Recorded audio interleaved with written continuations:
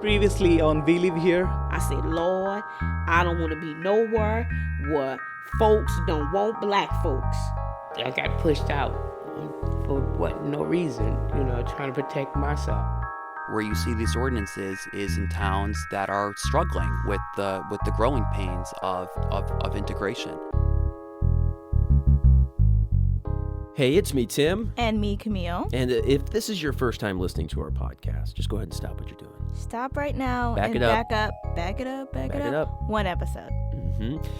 Because if you don't do that, your experience listening to this episode is going to be kind of weird, a little incomplete. I mean, if we're being honest, you should go back and binge all our shows. Of course, yeah. But this time, trust us, listen to the episode right before this one, because otherwise, it's not going to make sense. That's because in our previous episode, we told you about this very kind of odd thing that's happening here in St. Louis, where some communities are declaring their residents public nuisances and then kicking those people out of their towns. Yeah, it happened to a woman we met named Rosetta Watson.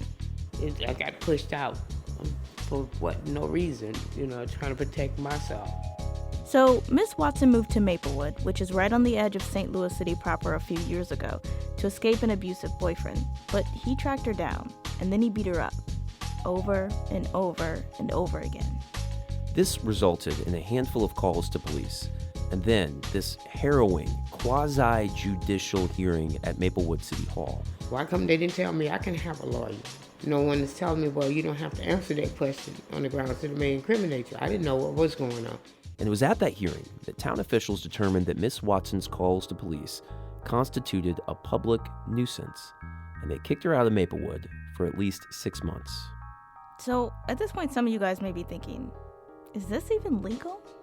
Well, according to the city of Maplewood, it is. In fact, city officials deny that their nuisance ordinance is a problem at all for anyone. But a lot of people around here aren't so sure, specifically housing lawyers and advocates who say policies like Maplewood's have been weaponized against the poor, against black people, and against those who are battered. On today's episode, the fight over who and what represents a public nuisance in Maplewood, Missouri continues. And some say the outcome could be felt beyond the borders of this quiet suburb. From St. Louis Public Radio and PRX, this is We Live Here, a show for people somewhere on the woke spectrum.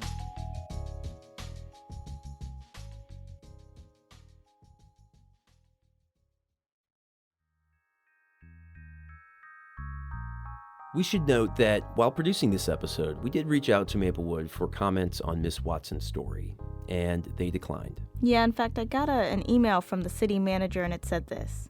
As you are aware, our nuisance ordinance is presently involved in a federal lawsuit. Until that lawsuit is adjudicated, I will not be discussing that lawsuit except with our legal representatives. But about a year ago, city officials did speak to a former St. Louis Public Radio reporter about concerns over their nuisance law, and we're going to play some of that tape. About a dozen years ago, Maplewood had a problem on its hands. Complaints were pouring in from residents about spots around town that were disorderly and causing havoc. It was so bad that town officials set up a group to field all these complaints.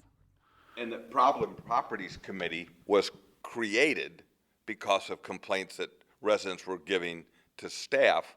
This is Maplewood City Manager Marty Cochran. He's the guy who sent me the email declining comment.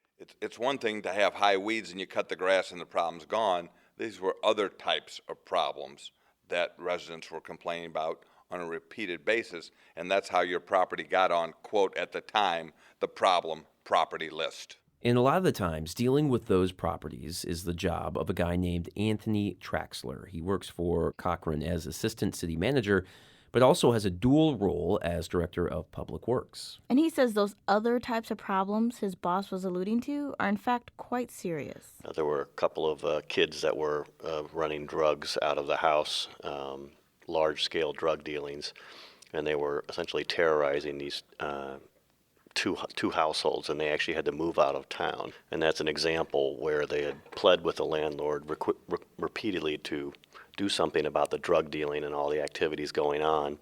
They did not, and so we left those units vacant for 6 months. Officials were able to keep the apartment vacant because of the nuisance law. Remember, it allows the city to revoke occupancy permits for up to 6 months in the case of a public nuisance. So you want a drug dealer out? One way to do that is declare him or her a public nuisance and pull their permit. Presto. And to be sure, Maplewood's certainly not the first city to come up with this type of solution. Lots of cities across the country, including a lot in the St. Louis region, have these type of laws on the books. Maplewood jumped on the bandwagon back in 2006, though current employees are a little fuzzy about the details from back then. Craig Biesterfield is the city attorney for Maplewood. He says, as best he knows, 2 former officials, one of who was the police chief, proposed the nuisance ordinance, and they didn't even write it themselves. This is not language that the city of Maplewood came up with. This is language that is in thousands of ordinances across the country. Biesterfield's likely right. But again, not every city ties its nuisance law to an occupancy permit. In fact, if we wanted to go down like a totally different rabbit hole, Completely. we could talk about, for this show and probably a couple shows after that, this whole idea of an occupancy permit.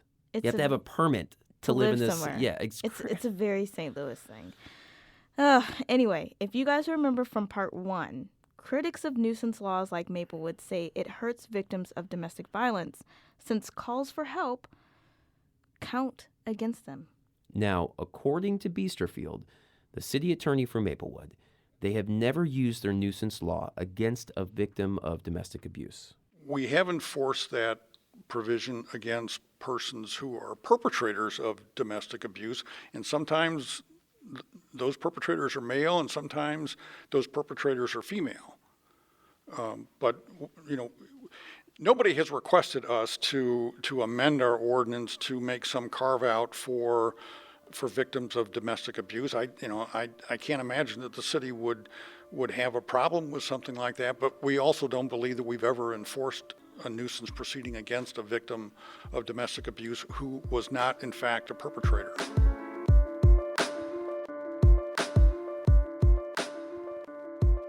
And this is one of the major sticking points in Miss Watson's story, because sometimes when she called police, officers took her abuser to jail.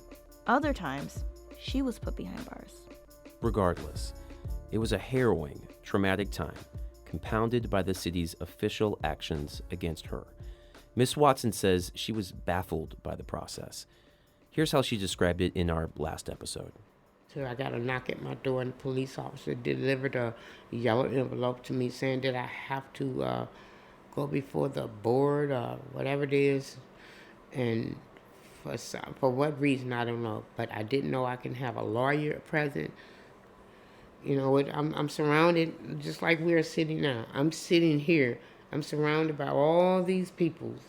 I'm thinking, you got lawyers, you got the people's, the committee, the boards, you got the police officers, you got the judge sitting at the table. I'm sitting out there, but I didn't know that they was punishing me 6 months.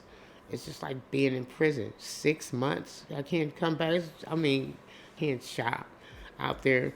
Even though I have doctors, I have an eye doctor that I see out there. I couldn't come back out there to see Clarkson Eye Vision Center because I'm banned and barred from Maplewood for 6 months. Come on now, where they get that at? I couldn't do anything.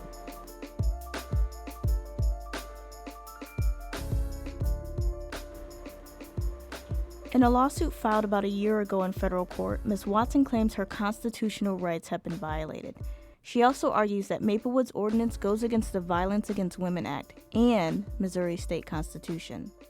The lawsuit says Maplewood's ordinance tramples on the rights of victims of domestic violence and, quote, increases victims' vulnerability to both homelessness and future violence by chilling their right to seek police assistance and banishing them from their homes in the entire city when they seek aid. Don't call the police. All I know, better not call the police when you're living out there in Maplewood. If you do, you're going to get put out of Maplewood. And that's the honest God truth.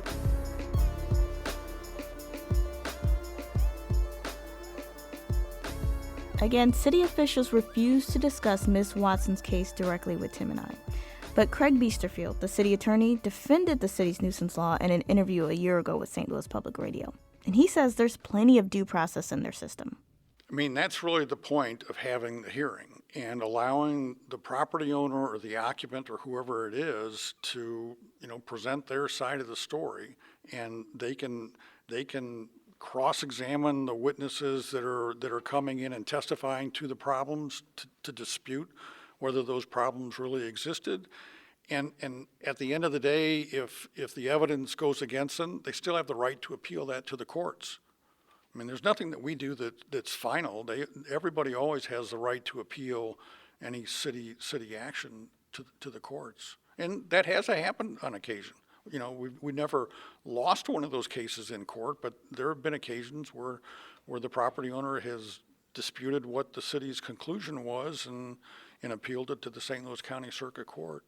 Easterfield says nuisance problems are decided on a case-by-case basis. And he says officials do use discretion. Sometimes we believe, the city official believes that a nuisance existed, but the property owner has offered to do things that would, from the city's perspective, eliminate the problems for the neighborhood and for the people that complained. And so they will, they'll issue the findings, but they'll basically suspend any revocation of the occupancy permit pending compliance with those agreements by the property owner. Maplewood officials haven't given any indication they're interested in abandoning their nuisance ordinance or uncoupling it from their occupancy permits. In fact, they say this has worked great. Well, I think it's been a very effective tool for the city to have safe, stable neighborhoods that aren't creating problems for people that live here.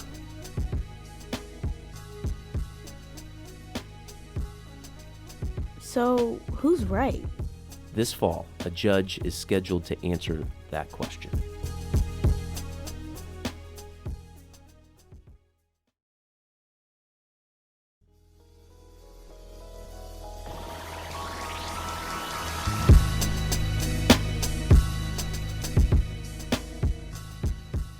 Maplewood isn't just facing allegations about Miss Watson.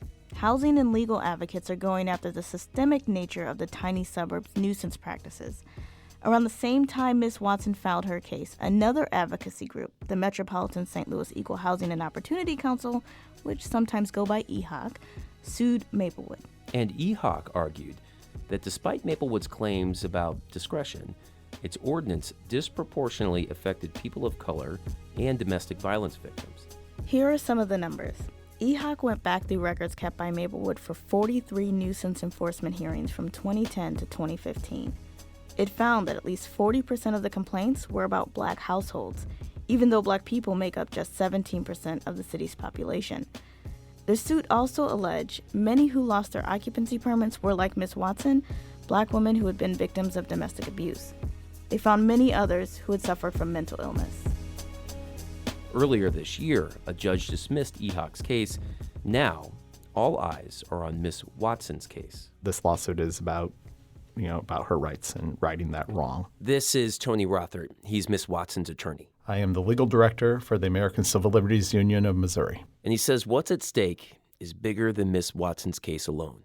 Trying to get a change to Maplewood's ordinance or how it's enforced and to prevent it from happening again to someone else. Even if you can challenge a decision in the circuit court, Rothert says it wouldn't necessarily help someone like Miss Watson, who has limited resources to hire an attorney to help her navigate what can be a confusing process. And our real concern is the people who are victims of domestic violence but never call the police because they don't want to wind up kicked out of their house by their city. Rothert says nuisance ordinance first came on his radar about 10 years ago when he heard about the practice and the harm it could cause to vulnerable victims at a law conference. There's also not a great way to track this, at least not in Maplewood or other parts of the St. Louis region. There's no set schedule for when cases are heard. There's no database that someone could search to see who and why people have been cited. It's pretty much up to the city to divulge that information, or for someone like Miss Watson to speak out and hope people listen. We believe this policy is both dumb and unconstitutional. And how? One way is in that it interferes with Miss Watson and other people situated like her, their ability to choose where to live. through no fault of her own. I mean, they would say it's her fault because she called the police, but she called the police because she was a victim of crime. And so it's effectively penalizing and taking away her right to travel and her right to live where she wants to live in this country because she has been a victim of domestic violence. It's also, it doesn't provide sufficient due process. I think that if even the city of Maplewood, maybe if they would have been a more robust process before they took away people's occupancy permits, maybe someone would have thought, oh, hey, we're really punishing a victim here. Maybe that's not the best thing. The two sides will likely go to mediation this summer. And if nothing changes, a trial is set for November. Every lawsuit we file, I think, well, clearly they should just correct their ways now that we've pointed it out. And it happens 25% of the time, but usually not. The city has been eager to defend itself, and that makes Rother and other local housing advocates believe there could be more Miss Watsons out there. If they weren't doing it anymore, they could just change the ordinance to conform to what they're doing and make the lawsuits go away. So that all makes me think that it's still going on, but we don't really have a grasp on the severity of the problem.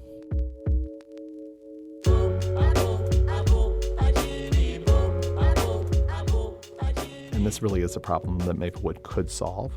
And if the citizens of Maplewood spoke to their elected officials, I think they would solve it. But I'm always hopeful that we're going to reach a resolution with cities, especially in a case like this where it's really harming people's lives in ways that I don't think the city even envisioned or intended. You just hope that when they see and hear the harm that they're causing to people, that they reevaluate.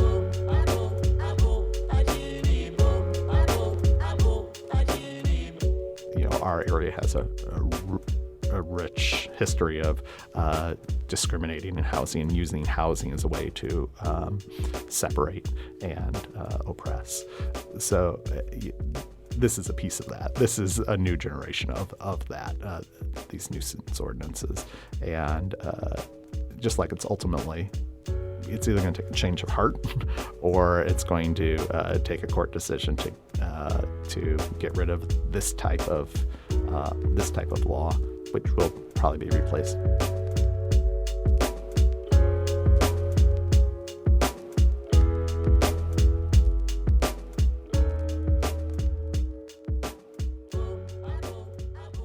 Well, that's depressing. It is, but it's also the truth. So we're going to do something on this show this season that we've never done before. We're going to stick with one topic that touches all the other stuff we talk about on this show. Yeah, that's actually the reason why we brought you Miss Watson's story first. We're going to take the entire year and basically do one big biopsy on race, class, and housing in St. Louis. And you might be thinking to yourself, if you're listening to this somewhere other than St. Louis, well, why would I care? Because the forces and the things behind the way St. Louis looks today are almost certainly, if you live in America, the same forces that are shaping the town you live in. I think you said that pretty well. Thanks. So, guys, we hope you enjoy season 4 of We Live Here. We're excited. We got some great stories coming up. Next time on We Live Here. Striking down racially restrictive covenants in Shelley versus Kramer. There's a history of housing cases that come out of St. Louis. We set one court away from the U.S. Supreme Court. I doubt they would ever look at this, but the way this case has gone, who knows? Ms. Johnson has the right to address the fact that she remained in a home that had a collapsed ceiling amongst the only bathroom in the home that would hardly be habitable for any of us in this courtroom today. We Live Here is produced by me, Camille Stanley. And me, Tim Lloyd. Alana Sistrunk is our associate producer. And Robert Peterson is our boss. Yeah, he's the program director at St. Louis Public Radio. And from St. Louis Public Radio and PRX, this is We Live Here.